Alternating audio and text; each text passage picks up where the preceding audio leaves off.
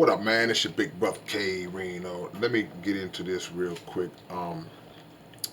DJ Vlad was on Willie D's podcast, and he finally apologized for the false statement that he made concerning Mr. Farrakhan a few years back.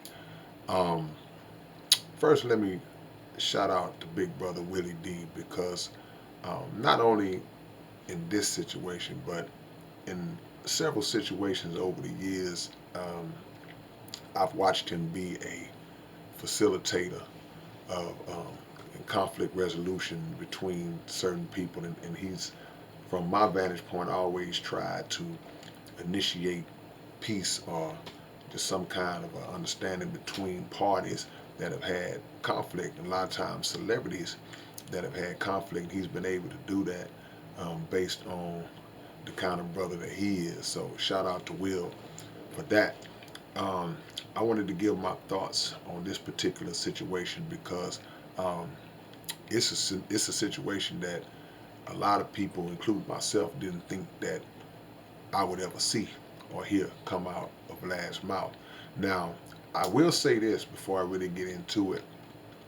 This does not change the way I personally feel about Vlad because um, there have been too many other situations with artists and different people in the streets where I've always felt that he's tried to incriminate or get them or lead them into self-incrimination through questions that he poses during his interviews. So with that being said, I don't know. I can't speak to the sincerity of the apology, but of course, we won't nitpick about the apology. We won't go that deep about it in terms of trying to assess motives and figure that type of thing out. Um, yeah, he should have been apologized. Um, it's overdue, but it happened. So uh, I can't speak for Minister Farrakhan in terms of would he accept the apology, or if the minister even cares. Just minister being who he is. But as far as the people were concerned, I would assume that he, being Vlad, has seen and felt all of the backlash that have come from the black community because maybe he did not know the full extent of the love and the respect that black people and many other races of people have for the Honorable Minister Louis Farrakhan. Maybe he wasn't aware of that, and maybe he got caught up in uh, the media perception of the minister, the government's perception of the minister, the government's projected image of the minister along with media, and maybe he felt like that would give him a pass to get away with what he said, mixed in with his own ego and his own self-perception. But he was sad. He was sadly mistaken in that regard. So I don't know if that backlash contributed. I'm sure it did to some degree, but nevertheless, um, he humbled himself. He humbled himself to a degree where those words were able to come out of his mouth. Um, Once again, I wanna commend Willie D because he didn't let him off the hook. And I know just from watching and listening to what Vlad was saying, that him and Will have a relationship as far as they cool. But being cool with somebody um, does not make it okay to give people a pass when they do something out of pocket. As a matter of fact, being cool with somebody should be absolutely the reason why you don't. So I commend Willie D for holding Vlad's feet to the fire. There were several points where he made it clear, like, hey man, hey, we ride for the minister. We don't we don't play. We don't let people play with the minister like that. And he was able to accomplish something that, like I said in the beginning, I didn't think would ever happen based on this man's arrogance and this man's history with black people as it relates to how he's done in his interviews and the money that he's generated.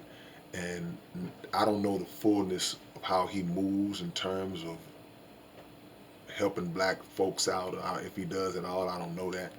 But, Willie D did a great job. That's what I'm going to say about that. Um, Now, moving forward, I would hope this would be a lesson to anyone, black, white, otherwise, that will allow how this world thinks of the minister. It will allow them to hop on that train and try to slander Mr. Farrakhan and try to get aboard that wave of trying to bring the minister down because you think that you have enough pull and you have enough power that it will cover you. Um, there's a scripture that talks about um, the dragon releasing a flood. You know that a flood came and the earth swallowed the flood, and the flood, as taught by the Honorable Elijah Muhammad, is the flood of propaganda against God's man on the scene. And the earth swallowing the flood represented the people because the people took in that propaganda and was like, nah, we ain't going for that. And that's what this reminds me of, or reminded me of that years ago when he first came out and told that lie on the minister. Where he said he misquoted, but he actually lied. But so again, y'all tell me what y'all think about what we saw, and we have to always focus on what this means moving forward as well. That's the most important thing because we'll move on with our lives and keep that going. But he won't be the last person to say something negatively about the minister. But anybody that has in the past or in recent times, we still have to look at those things and study it and parse it and figure out how we can defend and protect not only Mr. Farrakhan, but whoever of us who's truly, truly, truly with us. Because all of us that look like us ain't with us, and the minister being that one who we know truly is, who those who know truly is. We got to stand for him. And if you're not familiar with Mr. Farrakhan, get familiar with him. If you think there's no leaders out here representing for black people, you are sadly mistaken. You need to do more research and you'll find out that there is one. If it ain't none, we got one. All right, man, it's your big brother K-Rino. I will catch y'all real soon. I'll go deep into this. I'll probably make another video or so going a little more detailed into it. But I'll catch y'all real soon. All right, peace.